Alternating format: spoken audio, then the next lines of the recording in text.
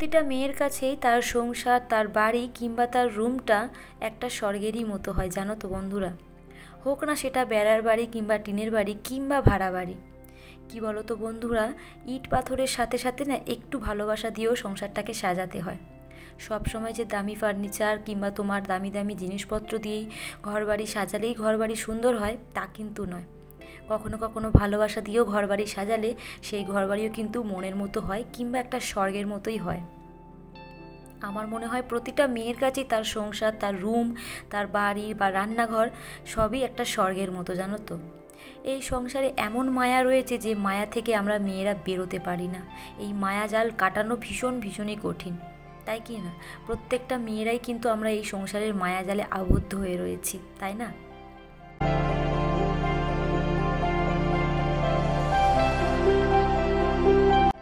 Good morning বন্ধুরা, আমার নতুন আবারও একটা ব্লগে তোমাদের সবাইকে অনেক অনেক স্বাগত।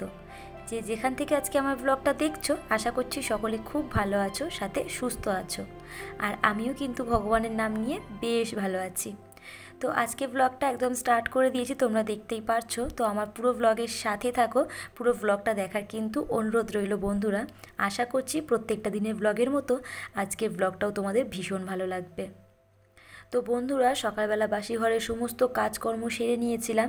আর ও যেহেতু বাড়ি রয়েছে, আর ও বাড়ি থাকলে আমার সমস্ত কাজ একদম গোলমাল হয়ে যায় বলতে পারো। ওর সঙ্গেই বেশিরভাগ সময়টা আমার কেটে যায়, গল্প করতে, আড্ডা মারতে ওর সঙ্গেই আমার সময়টা কেটে যায়, জানো তো। তো যাই হোক, সব সময় তো ছুটি হয় না, যেহেতু একটা দুটো দিন ছুটি হয়, তো সেই জন্য একটু ওকেও সময় দেওয়া উচিত, তাই কি না? তো ওই যে বাসি ঘরের কাজকর্মগুলোকে সেরে ওই যে তোমাদেরকে রুমটা দেখালাম। এত ভালো লাগে, যেহেতু সারাটা দিন এই রুমের মধ্যে আমাকে থাকতে হয়, তাই একটু চেষ্টা করি আমার মতো করে সাজিয়ে রাখার। আর শুধু রুম বলে নয় বন্ধুরা, রুম বলো কিংবা তোমার রান্নাঘর বলো, সবটাই কিন্তু আমি চেষ্টা করি একটু ক্লিন আর আমার মনের মতো মতো থাকার।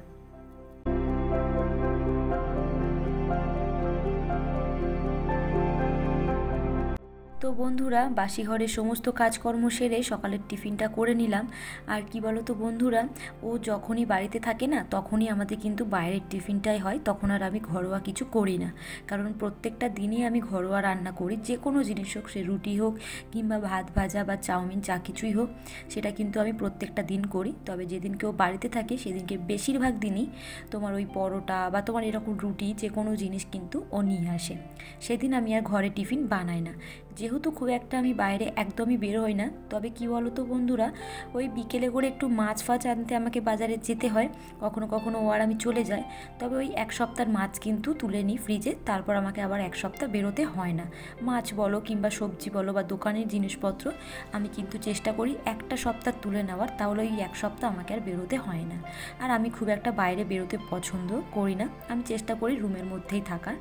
তো যাই হোক, সেই জন্য যখনই ছুটি করে তখনই কিন্তু একটু বাইরের খাবারই নিয়ে আসে, আর আমার বেশ ভালোও লাগে।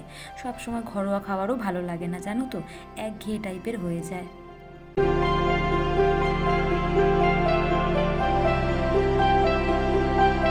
তো এদিকে আমার রান্নাও হয়ে গেছে বন্ধুরা। রান্না হয়েছে বলতে কি বলো তো, আজকে একদম সিম্পল রান্না করেছি, ভাত আর ঝিঙে আলু পোস্ত করেছি। প্রায় অনেক দিন পরই ঝিঙে আলু পোস্তটা করলাম। কি বলো তো, ফ্রিজে মাছ রয়েছে, আমি দেখলাম প্রায় অনেকটাই ঝিঙে আনা হয়েছে, তো ভাবলাম আজকে একটু ঝিঙে আলু পোস্তই করি।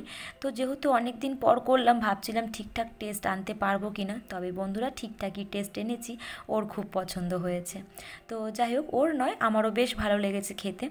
তো এই যে বন্ধুরা, ওদিকে রান্না কমপ্লিট করে আমি কিন্তু ওভেনটা ভালো করে ক্লিন করে নিয়েছি, নিয়ে এই যে কোটোগুলোকে এখন আর কি ধরলাম।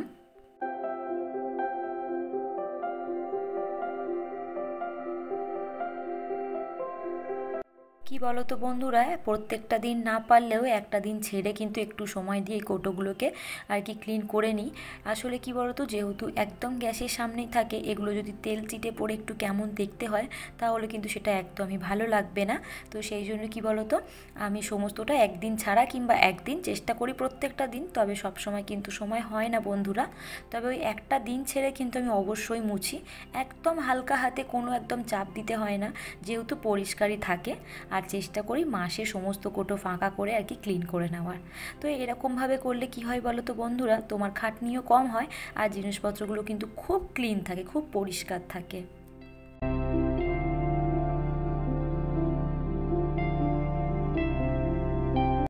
এই কোটোগুলো পরিষ্কারের সাথে সাথে আমি কিন্তু ওদের জায়গাটাও ক্লিন করে দিই, মানে যখনই সমস্ত কোটো বের করি একেবারে 3টে থাক কিন্তু মুছে দিই, মুছে তারপরে কোটোগুলোকে মোছা স্টার্ট করি, তারপর মুছে আবার জায়গা মতো রেখে দিই, তাহলে প্রত্যেকটা জিনিস কিন্তু আমার একদম ক্লিন হয়ে গেল।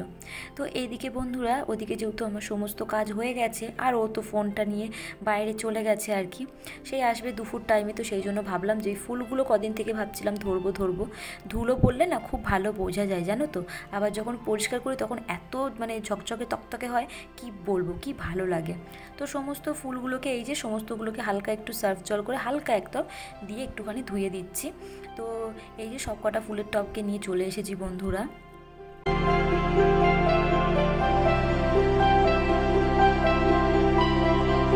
নতুন কোনো বন্ধুরা এই পর্যন্ত ব্লগটি দেখে থাকলে আর যদি ব্লগটি তোমাদের ভালো লাগে তাহলে অবশ্যই চ্যানেলটিকে সাবস্ক্রাইব করে আমার পরিবারের কিন্তু একজন সদস্য হয়ে যেও। আর আমার পরিবার কিন্তু বন্ধু তোমরাই।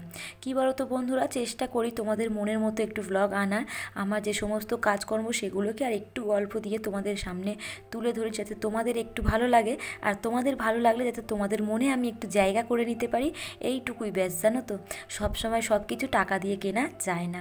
তো বন্ধুরা এই যে সমস্তগুলোকে ধুয়ে নিচ্ছি, তারপরে দেখি কি করা যায়, মানে আর কি কাজ আছে সেগুলো আবার একটা একটা করে গুছিয়ে নেব। তেমন কোনো কাজ নেই, প্রায় বলতে পারো অনেক কাজই আমি গুছিয়ে নিয়েছি কিন্তু তোমাদের সাথে গল্প করতে করতে।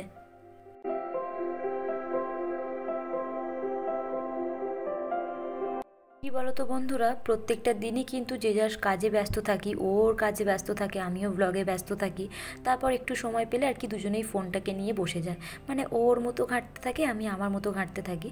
তবে যেদিনকে কিন্তু ও কাজ ছুটি করে সেদিনকে কিন্তু সত্যি কথা বলতে প্রায় অনেক গল্প করি আমরা, আড্ডা মারি, ইয়ার্কি মারি, মানে বলতে পারো একদম বন্ধুর মতোই দুজনে থাকি, মানে ওর বন্ধু আমি আর আমার বন্ধু ও, এইটুকুই জানো তো, এইটুকুই ভালো লাগা। তো এখন একটু গেছে বাইরের দিকে, তবে যখন দুপুরবেলা খেতে আসবে বা খাওয়া দাওয়া করে একটু রেস্ট নেব তখন কিন্তু মানে ও যখনই কাজ ছুটি করে যতক্ষণ বাইরে থাকে ততক্ষণই ফোনটাকে নিয়ে থাকে, আর যখন ঘরে আসে তখন কিন্তু দুজনেই আমরা ফোনটাকে রেখে দিয়ে একটু গল্পই আর কি এগুলোই করতে থাকি। আমি যতক্ষণ ব্লগ করি ততক্ষণই ও বাইরে থাকে ফোনটাকে নিয়ে, তারপর আমার যখন সমস্ত কাজ হয়ে যায় দুপুরবেলা খাওয়া দাওয়ার পর তো ফ্রি হই, তখনই কিন্তু আমরা একটু গল্প টল্প করি, এইটুকুই ভালো লাগা জানো তো। বর যদি বন্ধু হয় তাহলে এক্সট্রা কোনো বন্ধুর আর প্রয়োজন হয় না, তাই না বলো। তো এই যে বন্ধুরা এদিকে সামনেটা একটু ক্লিন করে মানে ঝাঁট দিয়ে দিলাম, আর কি বলো তো এত বালি বালি হচ্ছে না, কি বলবো, আর এই বালি বালি পায়ে যদি ঘরে ঢোকো ঘরটাও কিন্তু বালি বালি হয়ে যায়। আর কি বলো তো বন্ধুরা, আর আমার ঘরটা সত্যিই এখন একটু বালি বালি হচ্ছে, ওই জন্য আমাকে বিকেলেও এখন মুছতে হচ্ছে ঘরটা, যেহেতু কয়েকটা পাপোশ আমাকে কিনতে হবে, তো সেই জন্য দুটো কিনেছিলাম, কি বলো তো ওপারে পড়ে গেছে না আর তুলিনি, তো এবার আবার দু একটা পাপোশ আমাকে কিনতে হবে, যার জন্য ঘর বাড়িগুলো ভীষণই একদম ধুলোবালি হচ্ছে, তো বিকেলবেলা করে একটু মুছে দিচ্ছি।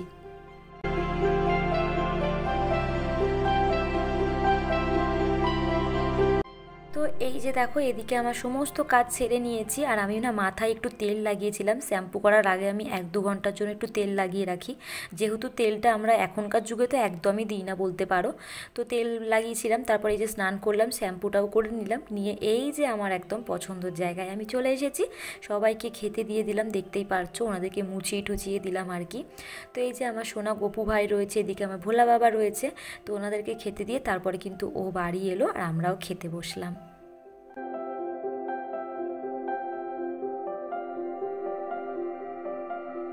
তো বন্ধুরা ওনাদেরকে খেতে দিয়ে আমরাও কিন্তু এই যে খেতে বসেছি, আর ও বাড়ি চলে এসেছে। এরপর ব্লগটা আমি আর কন্টিনিউ করব না, এখানে ব্লগটা আমি আর কি এন্ড করলাম। দেখা হচ্ছে নতুন আবারও একটা ব্লগে বিকেল 5টার সময়, ততক্ষণ ভালো থেকো, অবশ্যই আমার পরিবারের পাশে থেকো। তো চলো টাটা।